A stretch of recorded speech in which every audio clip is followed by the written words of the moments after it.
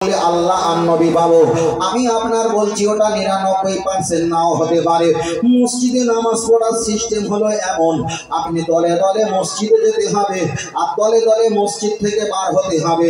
আপনি যদি দলে দলে মসজিদে না যাও, দলে দলে যদি বার না হও, আপনি যদি একা একা বেশি সময় দিয়ে নামাজ পড়ো, তোমার নামাজে ওই মসজিদের মুয়াজ্জিন রেগে লাল হয়ে যাবে। ঠিক না বেঠিক? সবার নামাজ পড়া হয়ে যায়, তোমার নামাজ পড়া হয় না। এত যদি নামাজের চুলকুনি থাকে তা বাড়ি গিয়ে পড়বে। বলবে না? বলবে না? আমি বোঝাচ্ছি, বাস্তবিকটা বোঝাচ্ছি। মসজিদে যদি আপনি রাতের বেলা এশার নামাজের পর আপনি যদি 1-2 ঘন্টা অল্প জ্বালিয়ে, একটা পাখা জ্বালিয়ে যদি আপনি বেশি করে কোরআন পড়ো, তৌসিফ পড়ো, নামাজ পড়ো, একজন উকি মেরে দেখে পরের দিন সকালে চায়ের দোকানে গিয়ে বলবে এই ব্যক্তিটা এত নামাজ পড়ে, খাও হাও করে কাঁদে, এ তো কাঁদা লোক না, বিরাট কিছু একটা ঘটেছে, না এলে তো ব্যক্তি কাঁদা লোক নয়। তাহলে আপনি যদি হাও হাও করে কাঁদেন, আপনার কান্না নিয়ে সমালোচনা হবে। আবার আপনি যদি মোটেই না কাঁদেন, জীবনে তো চাষা হাসপাকে যাচ্ছে, কাঁদতেও দেখলাম না, কাঁদলেও দোষ, না কাঁদলেও দোষ, সমস্যার সমাধান শেষ হবে না। তাহলে আপনি যদি দেখা যায় রাত 1টা থেকে 2-3টে পর্যন্ত মসজিদে বাল্ব চালিয়ে, পাকা ফ্যান চালিয়ে যদি নামাজ পড়েন, এলাকার মুসল্লিরা বলবে ভাই মসজিদ তোমার বাপের সম্পত্তি নয়, তুমি কারেন্ট চালিয়ে সারা রাত ধরে নামাজ পড়বে, এটা চলবে না। এটা জনগণের টাকায় মসজিদ চলে, তোমার একার টাকায় মসজিদ চলে না। তাহলে আপনি মসজিদে নিরাপত্তার সঙ্গে নামাজ পড়তে পারবে না। সবাই বলে মসজিদের সঙ্গে সম্পর্ক রাখো, আমি বলছি অবশ্যই রাখো, তবে বেশি সম্পর্ক রাখলে এলাকার লোক তোমার কিন্তু অবস্থা খারাপ করে দেবে সমালোচনা করে। এবার বলবেন হুজুর তাহলে আমি কি করব? মসজিদে নামাজ পড়ে, বেশি নামাজ পড়ার জন্য, তাসবিহ পড়ার জন্য আমি একটু ঘরে যাব, আমার বারান্দায় গিয়ে আমি নামাজ পড়ব। আমাদের অধিকাংশ বারান্দা করা হয় 8 ফুট কিংবা 7.5 ফুট, 8 ফুট আমাদের ঘরের বারান্দা হয়। আপনি যদি বারান্দা দাঁড়িয়ে দাঁড়িয়ে নামাজ পড়েন, একদিকে আপনার নাতির খেলনার আওয়াজ, চিল্লাচিল্লির আওয়াজ, একদিকে বৌমা বাড়ির পরিবারের তাদের দেখা যায় বাড়ির বালতি কলসির আওয়াজ, অপরদিকে বাড়ির সদস্যদের কাজকর্মের আওয়াজ, এতগুলো আওয়াজ কানে নিয়ে কি আল্লাহ আর নবী পাওয়া সম্ভব হতে পারে? না বাবা, সম্ভব হতে পারে না। আপনি বলেন হুজুর আমি ঘরের ভিতরে গিয়ে নামাজ পড়ো, দরজা বন্ধ করে, ভালো কথা। আমাদের অধিকাংশ ঘর করা হয় 8x8 কিংবা 8x10 কিংবা 10x12, অধিকাংশ সবচাইতে বড় হতে গেলে 10x12 আমরা ঘর করি। একটা 10x12 কামরা যদি একটা খাট যদি ওখানে প্রবেশ করিয়ে দেওয়া হয়, ড্রেসিং টেবিল, আলনা, আলমারি যদি রাখা হয়, আপনি বলেন সুস্থ হালাতে নামাজ পড়ার জায়গা পাওয়া কি সম্ভব? সম্ভব না। তাহলে মসজিদে নিরাপত্তা পেলাম না, বারান্দায় নিরাপত্তা পেলাম না, ঘরের ভিতরে নিরাপত্তা পেলাম না। দাদু ভাই তুমি যে বলেছো আমি 40 বছর ধরে নামাজ পড়া শুরু করেছি, আমি 30 বছর হয়েছে দাঁড়িয়ে রেখেছি, আমার জ্ঞান থেকে আমি সেখানে মাথায় টুপি দিয়ে নামাজ পড়ি, আমাকে একটু বোঝাবে দাদু ভাই, জ্ঞান যদি না থাকে, এলেম যদি কোরআন হাদিসের জ্ঞান না থাকে, আপনি আমাকে বলেন আল্লাহ আর নবীর জন্য চোখের পানি 60-65 বছরের ভিতরে কোন সময় ছেড়ে কেঁদেছিলেন? নাবির জন্য চোখ থেকে পানি ছেড়ে দিয়েছো, বৌমার কষ্ট হচ্ছে, প্রেগনেন্ট অবস্থা খারাপ, তার জন্য আপনি চোখ থেকে পানি ছেড়ে দিয়েছো, ছেলেটার পকেট মার হয়ে গেছে, ট্রেনে বাসে আপনি কান্নাকাটি করেছো। দাদু ভাই একটাবার বলবে নিজের জন্য আল্লাহ এবং রসুলের দিকে তাকিয়ে, নিজের গোনার দিকে তাকিয়ে 60-65 বছর বয়স হয়ে গেল, জীবনে কি আজকের ঈদগায় বসে বসে শপথ করে বলতে পারবে আল্লাহ আর নবীর ভয়তে গোনার দিকে তাকিয়ে হাওমাও করে চোখ থেকে পানি জারি করে আমি আল্লাহকে দেখিয়েছি? এমন কি মুসল্লি আমাদের সমাজে পাওয়া যাবে কি যাবে? এবার আপনি বলবেন হুজুর আমি নামাজ পড়ি, নামাজ আমার কাদা দেয় না। ভাই নামাজ কাদা দেয় না এ কথা আমি শুনতে আসিনি, নামাজ কাদা দেয় না এ কথা শুনতে আসিনি। আমি বোঝাতে চেয়েছি আল্লাহকে আর নবীকে পাওয়ার কৌশলটা আমি আপনাকে জানতে চাচ্ছি। আমার কথাটা বুঝতে পারছো ভাই? আমি কোনো ঘটনা বলছি না, শুধু বাঁধিয়ে বাঁধিয়ে বাঁধিয়ে বাঁধিয়ে প্রাসঙ্গিক গুণ আমি ভজিয়ে ভজিয়ে আপনার হাতে তুলে দিতে চাইছি, যে হিসাবটা বুঝে নাও। ও আমার বাপজি, আমি আপনাকে বোঝাতে চেয়েছি, তাই এবার আপনাকে হিসাব দিচ্ছি। আল্লাহকে আর নবীকে পাওয়ার জন্য কোন জায়গায় আপনি কাঁদবেন? মসজিদে যাবেন, ঘরে যাবেন, বারান্দা, পৃথিবীর সর্ব জায়গা যেখানে যান আপনার কোনো সমস্যা নেই, আমি বাধা দিতে পারবো না। কিন্তু আপনার কাছে আমার কিছু উপদেশ যদি মেনে নেন আপনার কল্যাণ, যদি আপনি না করেন আবারও 40 পরে আবার 40 বছর হায়াত নাও, কাজ হবে কিনা আল্লাহ ভালো জানে। তবে আগিয়ে চলে যাওয়া যাক। দাদু ভাই, আল্লাহ তোমার পুকুর দিয়েছে, বাগান বাড়ি দিয়েছে, 2 তলা 3 তলা 5 কামরা 7 কামরা 6 কামরা আল্লাহ ঘর দিয়েছে। আপনার একটা ঘর ছেলে বৌমা দখল করেছে, আর একটা ঘর বড় বৌমা বড় ছেলে দখল করেছে, আর একটা ঘরের কামরা বড় নাতি লেখাপড়া করে দখল করেছে, একটা ঘরে সাইকেল বাইক রাখার জন্য আপনি উৎসর্গ করে দিয়েছে, আপনার বাড়ি টয়লেট পায়খানা করার জন্য আপনি সেখানে 1.5 লক্ষ টাকা খরচা করে টয়লেট পায়খানা ঘর বানিয়েছে। ও দাদু ভাই, কিচিং রুম দেখা যায়, যেখানে রান্না করা হয় ওই রান্না ঘরটা আপনি সেখানে 50-60 হাজার টাকা দিয়ে সুন্দর করে আপনি একটা ঘর বানিয়েছেন। দাদু ভাই, তোমার কি মনে হয় না আমার বাপের সম্পত্তিতে আমার ছেলে মেয়ে, বিয়ে বাচ্চা, আমার নাতি পোতা, কুত্তা ছাগল গরু ছাগল এরা জায়গা পেয়েছে, ছাগল বকরি জায়গা পেয়েছে, এমনকি দেখা যায় সাইকেল বাইক জায়গা পেয়েছে, আমি বুড়ো বুড়ি আমি একটা ছোট করে জায়গা পেলাম। দাদু ভাই, বলতে খারাপ লাগে, তবুও ভুলে যায়, আর হয়তো দেখা হবে না। আপনার বয়স 55, 60, 65 হয়ে গেছে, এখনো কেন দাদিয়া তুমি এক জায়গায় ঘুমিয়ে থাকবে? হয়ে গেছে তো সন্তান, জন্ম হয়ে গেছে তো নাতি, বেড়ে গেছে তো বংশ পরিবার পরিজন, এখনো 2 জন এক জায়গায় ঘুমাও। আপনি বলবেন তোমার দাদি আমারে খুব ভালোবাসে। না দাদু ভাই, তুমি রং এখনো বোঝো না। দাদি তোমাকে এক জায়গায় নিয়ে ঘুম পাড়িয়ে রাখে, এক জায়গায় ঘুমায়, মানে তোমাকে জাহান্নামে দেওয়ার জন্য দাদি তোমার কন্টাক্ট নিয়েছে। যদি তোমার জীবনে শক্তি থাকে দাদু ভাই, হকটা আদায় করে দাও, আর সারা রাতটা তোমার জন্য কভার করার জন্য তুমি একটা ছোট একটা কামরা বানাও, ওখানে একটা বাল্ব, একটা ফ্যান, টেবিল ফ্যান লাগিয়ে দাও, কিছু খাদ্য, মুড়ি, বিস্কুট, পানি রেখে দাও, নামাজের মশাল্লা তসবিহ কিছু দেখা যায়, রমাল নামাজের পাটি ওখানে জামা রেখে দাও, ওখানে বসে বসে আল্লাহর কাছে সেজদা করো, আল্লাহর কাছে 2 হাত তুলে কাঁদার চেষ্টা করো, তসবিহ পাঠ করো, কান্নার ধ্যান করো। কান্না যদি না আসে তুমি অপেক্ষা করো, চেষ্টা করো, কখনো উঠে যেও না। আবার মাগরিবের নামাজ এটাই করবে, মাগরিবের নামাজে আধা ঘন্টা 1 ঘন্টা আল্লাহর কাছে ইবাদত করলাম, তসবিহ পড়ে কাঁদলাম, কান্না আসলো না, এশার নামাজ পড়ে সবাই ঘুমিয়ে পড়বে। তোমার ওই সম্পত্তির উপরে একটা ছোট কামরা বানাও, তোমার কান্না যদি না আসে কেউ এসে তোমাকে একই ঠাট্টা করবে না, ওখানে কান্নার চেষ্টা করো। তোমার কান্না যদি না আসে ফজরের নামাজ পড়ে চায়ের দোকানে বাঁধরামো আড্ডা দিও না।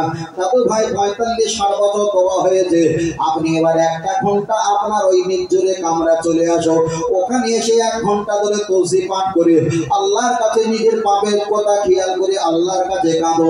চোখ থেকে যদি পানি জারি না হয় হতাশ হয় না, কখনো কষ্ট পেও না।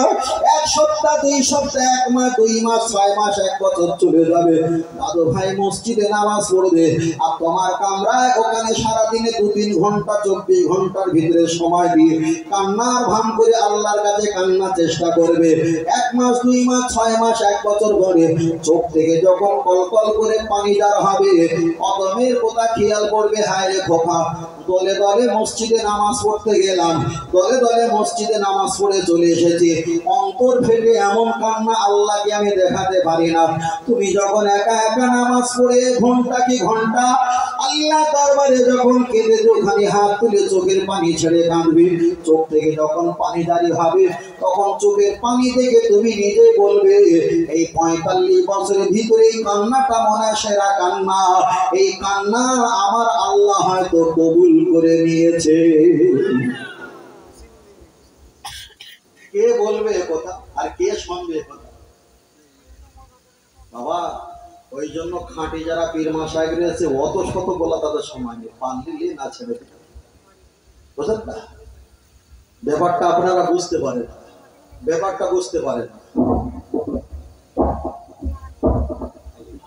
ব্যাপারটা হয়তো আপনারা সহজ ভাবে নিচ্ছেন, এটা কঠিন ভাবে নিয়ে যায়। আমি বাড়ি থেকে বার হয়েছি কটায় জানেন? বাড়ি থেকে বার হয়েছি ওই রকম 4টে 5টা হলাম, গাড়িটা ডিস্টার্ব হচ্ছিল, সেখানে বেড়ে 2-2.5 ঘন্টা সময় দিলাম, সোজা পুরপুরা শরীফে গিয়েছিলাম। সেখানে গিয়ে দাদা বীর রহমতুল্লাহ আলাইহি হুজুরের মাজার জিয়ারত করলাম। এবং একটা সমস্যা ছিল, তাই নিয়ে সেখানে একটু দোয়া করলাম। আল্লাহ শুকরিয়া, আল্লাহ দেখছে, চোখ থেকে পানিও ছেড়ে দিয়ে কেঁদেছিলাম মাজার জিয়ারত করার পর। ওখান থেকে ভিতর দিয়ে পাতিহাল আছে না, হ্যাঁ, ওখান থেকে ভিতর দিয়ে আপনাদের একদমই শর্ট রাস্তায় উঠে এই পর্যন্ত আসলাম। তাহলে এই যুবক বয়সে আল্লাহর দরবারে হাত তুলে চোখ থেকে পানি জারি করা, এটা খুব সহজ বলে মনে করলে? খুব সহজ বলে মনে করলে? এই চোখ থেকে পানি আল্লাহকে দেখানোর জন্য কয়েক বছর ধরে তোমার এই রাস্তা চলতে হয়েছে। তারপরে তোমার দিল মন নরম হয়েছে, আল্লাহর কাছে হাত তুলে চোখ থেকে পানি কান্না হবে। ফের বলছি ভাই, এমন ব্যক্তি আল্লাহওয়ালা থাকবে, এমন ব্যক্তি নবী প্রেমিক থাকবে, তোমাদের সঙ্গে মিশে থাকবে, চুল পরিমাণ নেই ক্ষমতা ধরার মতো। আপনি মনে করেন আমি যেমন উনিও তেমন, তবে কারোর হবে কথা মিষ্টি মিষ্টি, আবার কারোর কথা হবে করকচি, মানে কোরাতের মতন ধার। দুটো ঠিক। যাদের কথা খুব মিষ্টি মিষ্টি তারাও ঠিক করছে। আবু বকর হুজুরের কথা ছিল নরম, মেজাজ ছিল নরম, ঠিক না বেঠি? যাদের কথা স্পষ্ট পরিষ্কার তারাও ঠিক করছে। হযরত ওমর ফারুক রাদিয়াল্লাহু তাআলা আনহুর কথা ছিল একদম পরিষ্কার পরিচ্ছন্নতা, ইয়েস নো, হ্যাঁ না, হ্যাঁ না। তাহলে ওমর ফারুক ছিল একটু গম্ভীর মেজাজ, আর আবু বকর হুজুর ছিল একটু নরম মেজাজ। দুটোই ইসলামের জন্য প্রয়োজন ছিল, ঠিক না বেঠি? দুটোই ইসলামের জন্য প্রয়োজন ছিল। সব জায়গায় তুতু করা, ওই জিদি করা চলবে না। মাঝে মাঝে ওমর ফারুকেরও কিছু ভাব নিয়ে চলতে হবে। আমরা পৃথিবীতে আছি, যতদিন থাকবেন ততদিন আল্লাহর গোলাম হয়ে থাকতে হবে, নবীর মুহাব্বত নিয়ে থাকতে হবে। আল্লাহ আমাদের কবুল করেন, বলেন আমিন। আর একটু সকলে বলে আল্লাহুম্মা আমিন। একটু তাকবীর দেই, নারে তাকবীর। আর একটু সকলে বলে নারে তাকবীর। আর একটু বলে নারে তাকবীর। আহলে সুন্নাত ওয়াল জামাত সিলসিলা ফুরফুরা শরীফ, মদিনা মক্কা শরীফ, বিশ্বনবী দিবস, আল কোরআনের আলো, আল হাদিসের আলো, নারে তাকবীর। আল্লাহ কবুল করেন, সকলে বলেন আল্লাহুম্মা আমিন। আমার কথা কি আপনারা বিরক্ত হচ্ছেন? যতটুকু বলছি প্রয়োজনটা বলছি। কবে কি হয়েছিল, কোন কথা কি হয়েছিল আমি সেটা বলছি না। আজকের কি হয় পাবো সেইভাবে। কেন এখানে আমি সোনার দোকান, আমি এখানে হজের দোকান বসাতে পারতাম। হজ তো হয় বছরে একবার, রোজা হয় বছরে একবার, যাকাত হয় বছরে একবার, ফিতরা হয় বছরে একবার, কুরবানি হয় বছরে একবার, নামাজ হয় দৈনন্দিন 5 বার। তাই আমি হজের দোকান না গিয়ে, আমি ফিতরার দোকানে না গিয়ে, কুরবানির দোকানে না গিয়ে আমি নামাজের দোকানে এসে, যেহেতু প্রতিদিন এটা 5 বার কিনতে হয়, ওই জন্য এই দোকানে এসেছি, যাতে করে আমরা জায়গা মতো চলে যাই। আল্লাহ চলেন আমি আপনার কাছে বোঝাতে চাইছি। তাহলে একদিকে আমি বললাম আল্লাহকে নবীকে পাওয়ার আপনার কিছু উপদেশ হিসাবে আপনার কিছু প্রসেসিং বলে দিলাম। অবশ্যই মসজিদে, বাড়িতে বা ঘরে বারান্দায় যেখানে পারেন আপনি নামাজ পড়বেন। তবে এই বিষয়ে, এই সিস্টেমে আপনি ইবাদত করলে আল্লাহ এবং রাসূল পাওয়া সম্ভব হবে। এবার আমি আপনার কাছে একটা ছোট করে কথা বলি, আমার দিকে একটু আওয়াজ দিয়ে বলবেন, নামাজ পড়তে গেলে কোরআন লাগে না হাদিস লাগে?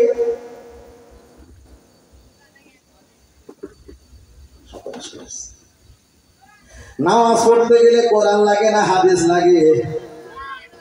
আমার পশ্চিম মোল্লাপাড়া ভাইরা তো আপনারা বুদ্ধিমান, নামাজ পড়তে গেলে কি লাগে? কোরআন লাগে, কোরআন লাগে। কথাটা অবশ্যই ভালো, কিন্তু আমি আপনার কাছে ফের বলছি, আমার কথা যেন একটু উল্টো ভাব করতুম থেকে। চলেন আগিয়ে যাওয়া যাক। মসজিদে আজান হয়েছে 7:30 কিংবা পয়নে 8টায় মসজিদে আজান দিয়েছে, ধরে নিলাম 8টা। মসজিদে আজান দেয় কিসের জন্য? খানা খাওয়ার জন্য না, ঘুমানোর জন্য না, দোকান বন্ধ করার জন্য নয়। মসজিদে আজান দেয় একমাত্র নামাজের জন্য।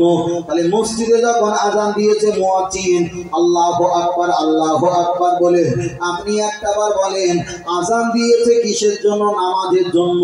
তাহলে নামাজ যদি কোরআন দিয়ে হয়, কিন্তু ওই আজান তো কোরআনের কোথাও নয়, ওটাই তো হাদিস শরীফে এসেছে। তাহলে আজান দিয়ে মানুষকে নামাজের জন্য ডাকা হয়, কিন্তু ওই আজান তো কোরআন নয়, ওটাই হলো নবী পাকের হাদিস। জোরে বলেন। ভাবতে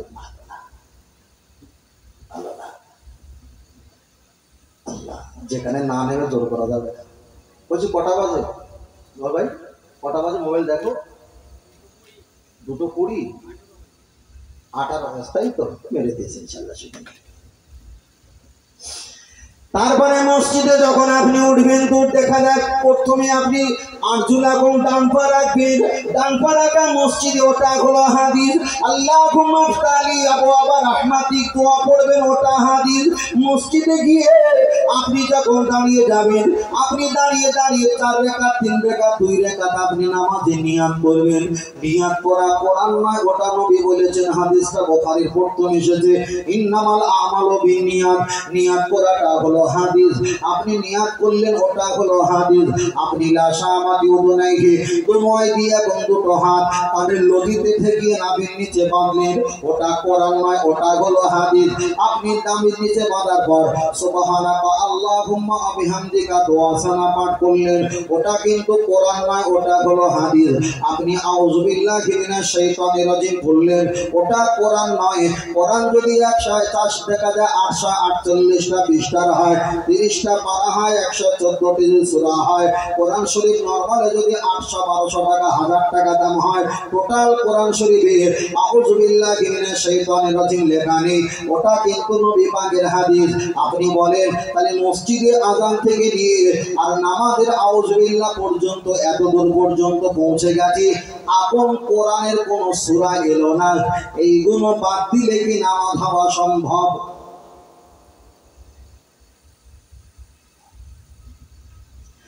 এগুলো বাদ দিলে নামাজ হওয়া সম্ভব না। আপনি বিসমিল্লাহির রহমানির রহিম পড়ে সূরা ফাতিহা পড়লেন, এটা হলো কোরআন। অন্য একটা সূরা পাঠ করলেন, এটা হলো কোরআন। আল্লাহু আকবার বলে রুকু করলেন, এটা হলো হাদিস। সুবহান রাব্বিয়াল আযীম বললেন, এটা হলো হাদিস। রব্বানা লাকাল হামদ, এটা হলো হাদিস। সামি আল্লাহু লিমান হামিদা, এটা কোরআন নয়, এটা হলো হাদিস। আপনি সিজদা গিয়ে সুবহান রাব্বিয়াল আলা বললেন, এটা হলো হাদিস। আপনি বসে বসে আত্তাহিয়াতু তাশাহুদ পড়লেন, এটা কোরআন নয়, এটা হলো হাদিস। আপনি বসে বসে দুরূদ শরীফ পাঠ করলেন, এটা কোরআন নয়, এটা হলো নবীর রেখে যাওয়া হাদিস। আপনি দুআ মাসুরা পাঠ করলেন, এটা হলো হাদিস।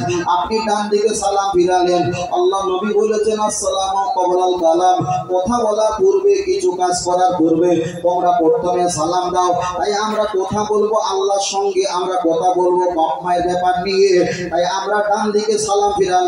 সালাম ফিরানোটা কোরআন নয়, ওটা হলো হাদিস। আমরা দুটো হাত তুলেছি, আল্লাহুম্মা আমিন বলেছি। আল্লাহুম্মা আমিন কোরআনের কোথাও নেই, এটাই এসেছে নবী পাকের হাদিস। মোনাজাতের শেষে বিরহমাতিকা ইয়া আরহামার রাহিম বললাম, এটা হলো হাদিস। কিংবা মোনাজাতের শেষে লা ইলাহা ইল্লাল্লাহু মুহাম্মাদুর রাসূলুল্লাহ, কোরআন শরীফে এতটাই এসেছে, ওয়াকাফা বিল্লাহি শাহিদা মুহাম্মাদুর রাসূলুল্লাহ। আর কলেমা শরীফ পূর্ণাঙ্গ নেই, তাহলে পূর্ণাঙ্গ কলেমা কোরআন নয়, ওটা হলো হাদিস। তাহলে আযান থেকে নিয়ে নামাজের থেকে নিয়ে আর সালাম ফিরানো দোয়া মোনাজাত শেষ পর্যন্ত শুধু হাদিস আর হাদিস।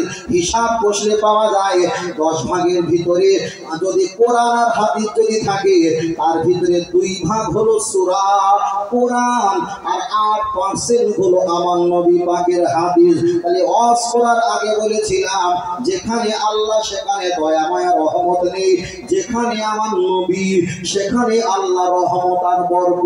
জোরে বলেন। বলে হুজুর নামাজ পড়ে নিয়ে নামাজের ওয়াজ করতেছে, সেটা একটা কি জানা করেছি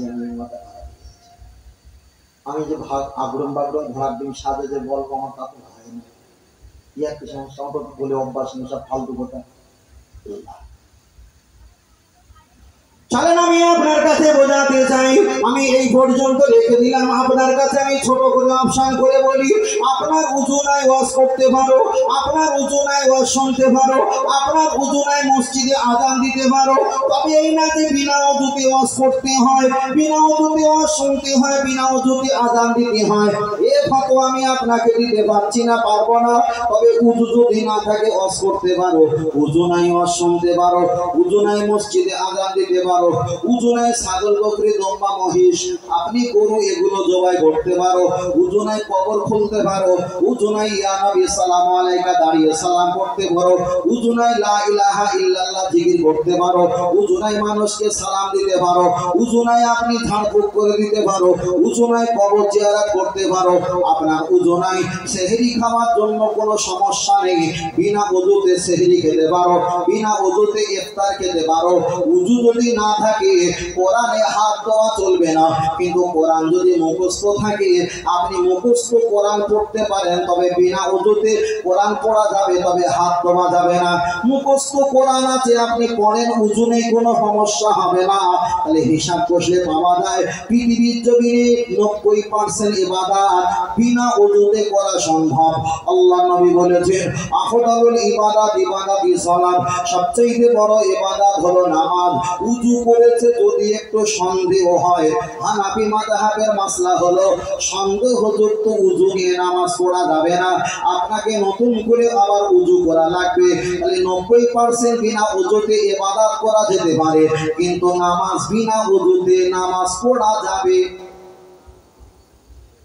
শুধু বিনা ওযুতে নামাজ পড়া তো দূরের কথা, উজু করেছেন যদি সন্দেহ হয় তথাপি যাবেন। আপনার টাকা নেই, আপনি হজ পাকে যাওয়ার প্রয়োজন নেই, টাকা নেই আপনার যাকাত দেওয়ার প্রয়োজন নেই, টাকা নেই দেখা যায় ফিতরা দেওয়ার প্রয়োজন নেই, টাকা নেই কুরবানি দেওয়ার প্রয়োজন নেই। দাদু ভাই, টাকা যদি না থাকে আপনি হজটাকে বন্ধ করতে পারো, কুরবানি যাকাত ফিতরা দান খয়রাতকে বন্ধ করে দিতে পারো, কিন্তু জেনে রেখে দাও আল্লাহ নবী বলেছেন সবচাইতে বড় ইবাদত সেটা হলো নামাজ। আপনার যদি শরীরটা সুস্থ থাকে আপনি দাঁড়িয়ে নামাজ পড়ো, দাঁড়িয়ে নামাজ পড়লে যদি মাথার চক্কর দেয় আপনি বসে বসে পাটা গুটিয়ে নামাজ পড়ো, পা গুটিয়ে নামাজ পড়লে যদি পায়ের যন্ত্রণা বেড়ে যায় আল্লাহর কাবার দিকে পাটা লম্বা করে দাও, আল্লাহর কাবার দিকে পাটা লম্বা করে দিয়ে পিছনে 2-4টে পানি দিয়ে হালকা করে মাথাটা একটু উঁচু করো। যদি পানি দিয়ে উঁচু করলে যদি রোগের সমস্যাটা বেড়ে যায়, কোরআন এসেছে তায়াম্মুমের 3টে ফরজ, তুমি তায়াম্মুম করে নিয়ে নামাজ আদায় করো। তুমি যদি সেজদা দিলে মাথার যন্ত্রণা বেড়ে যায়, তোমার সেজদা দেওয়ার প্রয়োজন নেই, ইশারা ইঙ্গিতে তুমি সেজদা দাও। টাকা নেই হজ করো না, টাকা নেই যাকাত দিও না, টাকা নেই ফিতরা দিও না, টাকা নেই কুরবানি দিও না, টাকা নেই তুমি দান করো না, টাকা থাকুক আর নাই থাকুক ইশারা ইঙ্গিতে যদি মরণের 5 মিনিট বাকি থাকে তথাপি নামাজ পড়ে আল্লাহকে বোঝাতে হবে আল্লাহ আমি যে আপনার গোলাম, এটাই হলো তার বাস্তবিক প্রমাণ।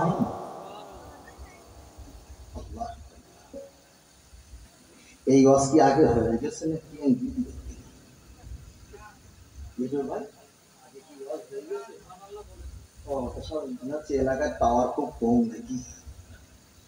এইরকম মরণ সম্পন্ন হলে ভাই আমাদের ডাকতে হবে, আমরা 5G দেখে শুনে সব কিন্তু 1GB হয়ে গেছে। যারা দাওয়াত করেছে তাদের বললো হবে, অবশ্যই দাওয়াত করে ওয়াজ করতে পারে না, সমস্যা কোথায়? বহু সমস্যা। তার কারণ যে দেবে আর যে নেবে উভয় সম্পর্ক থাকতে হবে। যদি সম্পর্ক না থাকে দিতে দিতে দিতে দিতে যাদের গোপ বড় হয়ে যাবে, দই যদি খায় চামচ নেই বা আজকে চামচ নেই দইটাকে ডাল দিয়ে খাও, খেতে খেতে সারা জায়গায় হয়ে যাবে, বুঝলেন না? আম দিয়েছে বাবা আজকে একটু ছুরি টুরি নিয়ে কেটে কেটে খাও, খাওয়ার সুযোগ নেই একটু ডাল দিয়ে খাও, সে সর্বনাশ হয়ে যাবে। তা আমাদের মনে হচ্ছে সেই রকম হয়ে যাচ্ছে। দামি জিনিস তো, দামি জিনিস কি খাতে গিয়ে এখন গোপে যদি লেগে যায় কি বিচ্ছিরি দেখায় বলবেন? চলেন আমি আপনার কাছে বোঝাচ্ছিলাম, এই বিষয়টা আমি আপনার কাছে চট করে ছেড়ে দিলাম, আর বেশি লম্বা করবো না, চেষ্টা করবো নেমে পালিয়ে যাওয়ার চেষ্টা করবো, বেশি নেওয়ার চেষ্টা করবো না। তবে আপনাদের কাছে ছোট করে একটা কথা বলি, আপনাদের এলাকার ছেলেরা নেশা করে না, এরা একেবারে ঢালাই রাস্তা পাকা রাস্তা গায়, এরা কি আর নেশা টেশা করে খায় না? নেশা করে না, এরা আলহামদুলিল্লাহ ভালো, দোয়া রাখি ভালো থাকো। তবে আপনার কাছে একটা ছোট করে বলে যায়, কেউ যদি নেশার ঘরে স্ত্রীকে যদি মা বলে, তালাক হবে না? হবে না? কত আমাদের মুখস্থ, বিরাট ব্যাপার, হাসিও লাগে। বড় ভাই কটা 22 টাকা দিলে 3.5 টাকা হয়, তাজি বলে হয়? তাজি বলে হয়? হয় না। যদি কেউ নেশা করে বাড়িতে আসে উলিমাত করে, আর বিবি যদি বলে, স্বামী তুমি আজকে নেশা করেছো, বড় ভাই ঘুমিয়ে আছে ডেকে দেবো, তোমার আব্বাজি ঘুমিয়ে আছে ডেকে দেবো, তোমার দেখা যায় তোমার খালাতে ভাই, ভুবাতে ভাই, প্রতিবেশী ভাই, চাচতে ভাই আছে, আমি ডেকে দেবো, তোমার কিন্তু অবস্থা খারাপ করে দেবে। স্বামী যদি একটাবার ভয়তে স্ত্রীকে জড়িয়ে ধরে বলে, তোমার মা বলেছি খবরদার ডাকিস না, আমার কান গরম করে দেবে, বড় ভাইকে খবরদার আওয়াজ দিবি না, আমার অবস্থা ঢিলা করে দেবে।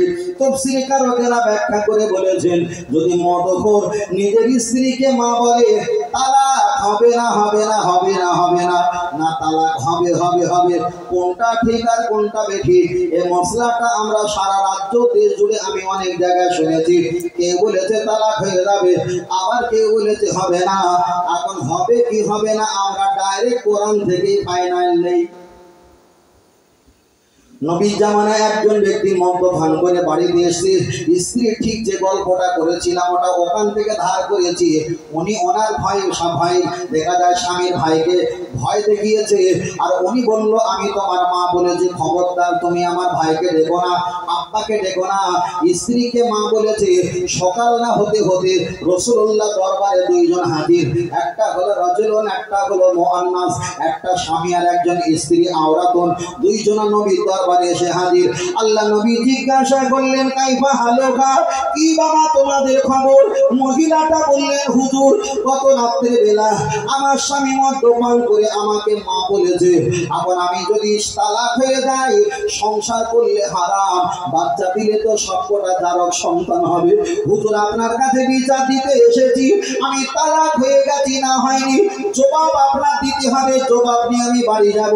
আল্লাহ কোরআন তখন ওই বিষয়ে কোনো নাজিল হয়নি, নবীকে ওই বিষয় কিছুই আমার আল্লাহ জানায়নি।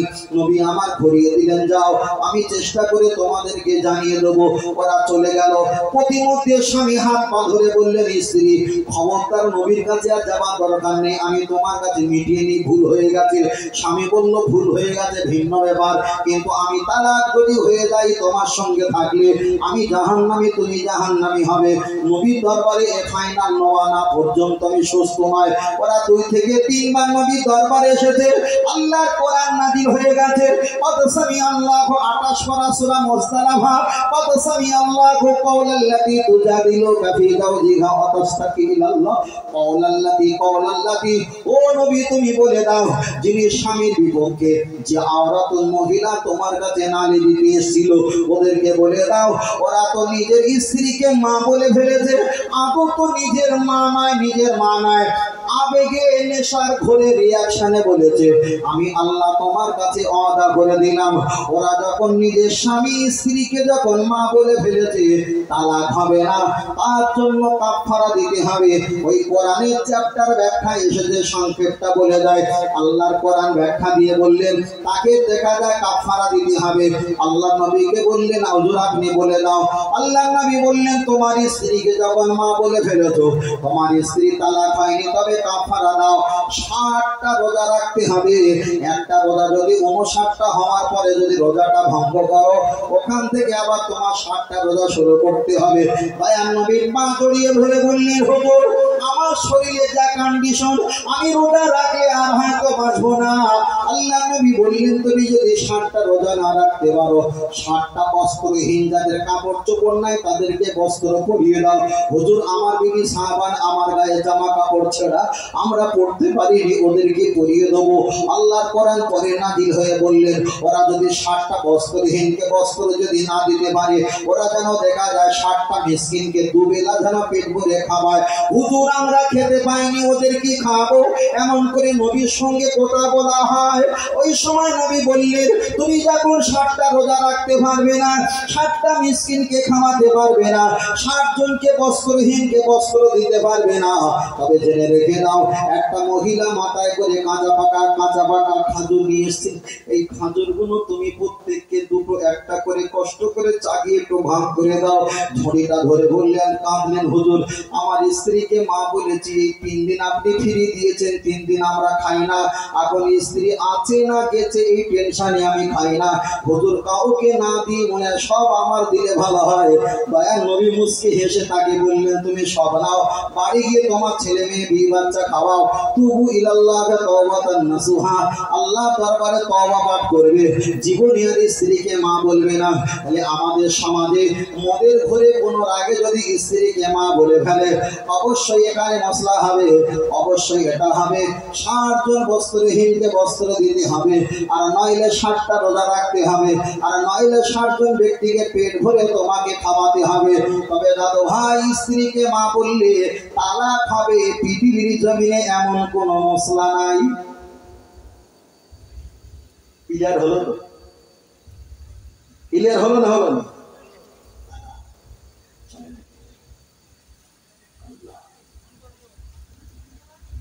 চলেন আমি আপনাকে বোঝাতে চেয়েছি, খুব ঠান্ডা মাথায় ভালো করে খেয়াল করে শুনবেন।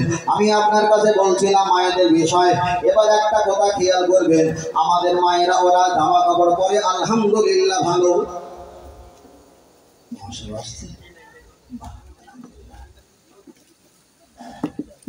আলহামদুলিল্লাহ। ভাই আমি এই পর্যন্ত সালাম ফিরিচ্ছি, সালাম ফিরেই আর দেরি করছি না ভাই, যেহেতু পূর্বের বক্তা যিনি ছিল তিনি 1 ঘন্টা দেরি করে উঠেছিল, তাই না? আমারও সে টাইম ছিল 12টায়, আপনার পেলেছেন 1টায়, প্রত্যেকের টাইম সিলেক্ট থাকে। যাক আগে একটু কম বেশি করে ফেলেছেন, তাতে সমস্যা আমার হয়নি। তবে আমি আপনাদের কাছে প্রথম থেকে এই পর্যন্ত যা বলেছিলাম, কোনো কুরুচিপূর্ণ কোনো অসামাজিক কোনো ভাষা প্রয়োগ করেছি বাবু? করিনি তো? যতক্ষণ ছিলাম সুস্থ হালাতে সুস্থ ভাষায় কোরআন হাদিসের অনুকূলে সঠিকটা বলেছি। হয়তো আপনাদেরকে আনন্দ দিতে পারিনি মিথ্যা বলে, কিন্তু সত্য বলে যদি কষ্ট দিই তবুও কোরআন হাদিস বলেছি, এটাই সার্থকতা হবে। বাবু সুস্থ থাকেন, ভালো থাকেন, দাদু ভাই ভালো থাকেন, দোয়া রাখবেন। আমি বিদায় নিলাম, আমার জন্য দোয়া রাখবেন। জি জি। আর না একটুখানি বলি শোনেন বাবু, সন্ধ্যা থেকে আমার যে শাহিনুর ভাই ছিল উনি খাতা ডায়েরি দেখে দেখে মাশাআল্লাহ অনেক বদল আপনাদের শুনিয়েছে। একটু বলে শোনেন, আমি বলে নিই, শুনিয়েছে। তারপর আমি ছিলাম ভাই, তিনিও বদল আপনাদেরকে শুনিয়েছে, বুঝলেন? আর আমি প্রথম থেকে এই পর্যন্ত কোনো নাচ বলিনি। ভাই এসছে, ভাইকে 1 মিনিট বসিয়ে রেখে আমি নাচ বলবো না। যদি না আসতে তাহলে বলতাম, যা শুনবেন ভাই লাস্টে থাকবে, উনি নাচ গজল আলহামদুলিল্লাহ বলে আপনাদের শোনাবেন, আশাটা পূর্ণ হবে। আমি যতটুকু বলেছি কোনো অন্য কিছু বলতে পারিনি। ডান দিকে বাম দিকে যা বলেছি, মেম্বার বলেছি, সব কোরআন হাদিস থেকে বলেছি। ভালো থাকবেন, সুস্থ থাকবেন, আমার জন্য দোয়া